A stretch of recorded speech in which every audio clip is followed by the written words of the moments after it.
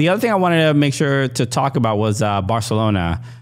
Because they came up in the news recently, and I'll try to explain kind of what's going on to the best of my ability. But essentially, I'm reading the headline from The Athletic here that simply says, Barcelona charged with corruption over payments to former referees chief. And the first line says Barcelona have been charged with corruption over payments they made to the vice president of Spanish football's refereeing committee, and Jose Maria Enriquez Negreira, who held that role between 1994 and 2018, also facing charges of corruption in a case brought by the Spanish Public Prosecutor's Office. Okay, and so in general, this is what how I understand it. Barcelona, from 2014. Oh no, I don't know the exact the exact time span, but it essentially it was about 10 years essentially. They were paying a company that was owned by a referee or a guy involved in like the refereeing committee, and the main issue there is a charge because they don't know exactly what these payments are for. And they're trying to figure out why the person was being paid to begin with. The story I've heard is that they were paying this refereeing, this company that was owned by this referee, for consultation fees. The way I interpret it is like, you know how sometimes when in a league they like, let's say VAR, or like when VAR is implemented, sometimes former referees will be consultants and say like, hey, this is how the rules are going to affect play, and they sort of explain to a team how these rule changes will, how should they adapt to the new rules essentially. So it's like, seems fairly innocuous, and like I think VAR is coming to Championship next year. Okay, and so like they're definitely going to have consultations on how that'll affect. So somebody obviously should be paid to sort of explain these things, but I think it's that the Spanish like tax authorities looked at the financial records for this referee's company, and it says that the payments, prosecutors put a figure on the total value of these payments over 7.3 million euros paid by Barca to the company's DASNIL. I don't know what it exactly means, but DASNIL, and also a second company. So consulting fees, and if you make 7.3 million, it doesn't cost that much. That's not how much it costs, even over 10 years. It seems like that's a good, a good gig, to say the least. I will do some consulting if somebody needs me. Consult anywhere you need me to consult. Yeah, I'll be in France, Italy, Slovenia, Austria, whatever. North Korea, whatever. Yeah. I'll do this. I'll do the 1 year North Korean premiership. Blangola is a company a country that Alexis is the president of. It's a long story, long joke, whatever. But we have a whole. It's all corrupt in Blaugrana. I heard Blaugrana is without a doubt. I heard Blaugrana is like this Italian third tier. You can get into a game with a freshly slaughtered pig. Some people are calling it Barcelona. Yeah, you love to see it. So this is look. It's a serious charge because. This happened, or I don't know exactly. There was a corruption scandal with Juventus a couple years ago, and this year. Was it refereeing? I thought it was a financial issue. Yeah, this year was for transfers. The last one was the Tangentopoli. Yeah, yes, and they got put immediately down into the Serie B. Yeah. Do you know why didn't they have to start over? I was talking to a Juve fan. Calcio podcast. Yeah. So I was hanging out with him in Montreal this weekend, and it's crazy. It should have been you go to the bottom. I mean, there's not that many tiers in Italy. Yeah. Start over. No,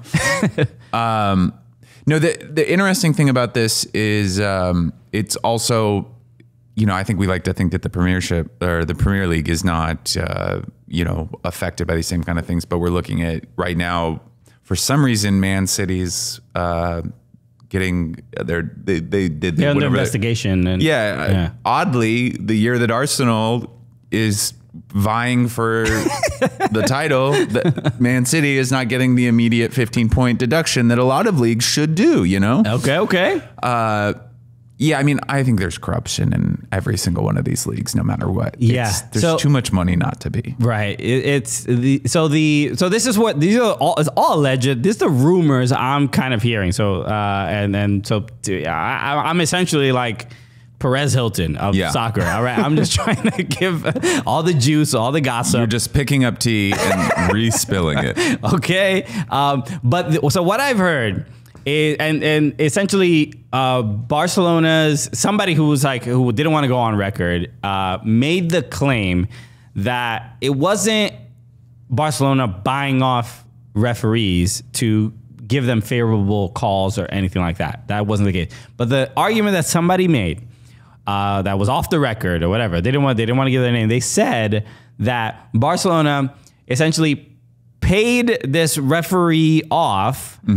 To not give bad calls against Barcelona. So essentially that other people are corrupt, that they're paying the referee. So we're paying our referee to cancel out what they're doing because they're coming after us. So we gotta out corrupt them so that we have a level playing field. We haven't seen that story where the boxer is paid to take to dive, to take the fall. Yeah. And then the other guy comes in and he goes, "I'll pay you to keep on your feet." So that's basically what this is. That's what I heard. And that is just the most comical, kind of hilarious version of this story. It's a funny defense. Everybody else is corrupt. So we're just paying. We're doing this is like corruption insurance. Yeah.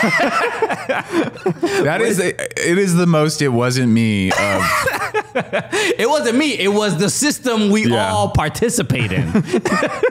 It's so fascinating. I don't know what's going to end up happening with this. Barcelona they're in first place in La Liga. They obviously got knocked out of Europa League. We all know the financial issues they have. They had to get rid of players. They have to pull all these financial levers. They had to get Spotify as their It's very weird because they're not hurting for money. You wouldn't think. You wouldn't think, but they 100% are. No, I know they are, but it's like, what'd you guys do with it? Because you're selling lots of jerseys, and there is something to the. Look, once these brands, I mean, and that's what Barcelona is, just one of the most recognizable brands in the world. Yeah.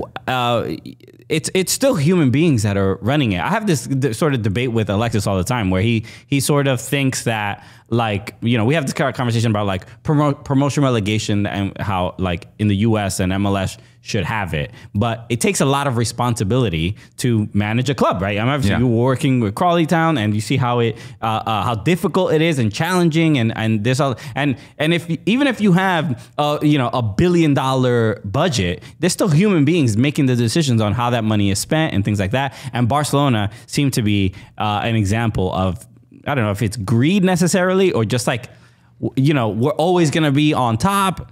And at some point, you just run out of money. There's not an infinite amount of money. Yeah. I mean, I think that even being where I was just doing social media for this small club, and sometimes I would have to put together a crew and things like that. And I would get the go-ahead, not necessarily with my boss knowing the extent to which, how many days we were going to shoot. Right. So you have to imagine 1,000-fold times to do Barcelona, just considering how many people actually work for this club. I do think there's probably corruption. I mean, I think that's inevitable within any kind of large institution, especially in Southern Europe, where there's probably a culture of it. Sorry. Justin Freeberg in the chat just said, "Come on, Christian, money machine go brrr." Free money. That's how some clubs are managed, sadly. Yeah, I mean, I think it's happening in England. I think it's happening in Amsterdam. I think it's happening everywhere. It's sort of the bigger conversation about like even the conversations we have here about like the economy, like free market, or should it be private, or should the government be involved, or should we have regulation? And how is this not an example of that? You need this regulation, because human beings are just they're not gonna stop. And you put a club like in Johan Cruyff's book, he spoke so much about how he hated the like bureaucracy of just like, I just want to manage. I just want to tell the players what to do and train them and all this stuff. But then you have a sporting director. You have all these business people that have different ideas on how the club should be run. And then it becomes like any other company. And then there's the people that know football, and then some don't. And there's like a clash of heads. And when he was the manager at Barcelona, it's like the same exact thing. It's just like the business people try to put their hands in everything, and it gets out of hand. So this is why I think this has been and I mean, like, also, like, we're not even talking about the fact that, like, the business, a lot of the business of this, like, especially player acquisition, is not like hey, we would like to get Rafinha. How much would you like for Rafinha? Yeah. It's like you have to bump in. You have to have your guy bump into Rafinha's cousin in Sao Paulo, and you got to be like, "Hey, man, those are some nice shoes. Do you want to get dinner and talk?" And he's like, "Oh, okay, yeah. I would like to go to this dinner that cost 150,000 reales." And like that. Yeah. But to get the ball, that's literally how you For real. do it. And so it's I just don't think. I think probably also it's like we live in the first era where this corruption is actually being held accountable. Mm-hmm. Like what we saw happen with FIFA and SEP and those people. Yeah. I think we are a ways out still from that entire culture being kind of like brought to the forefront. And like there's probably a lot of reckoning, or we're just going to live in a corrupt world. Okay. Because the Super League looks like it's probably going to happen. It just feels like these examples of whatever it's like they're trying to find ways to bring in more money. I mean, so the Super League is one of those avenues. I don't know where that money is, because they've made so much money. Why do you guys want more?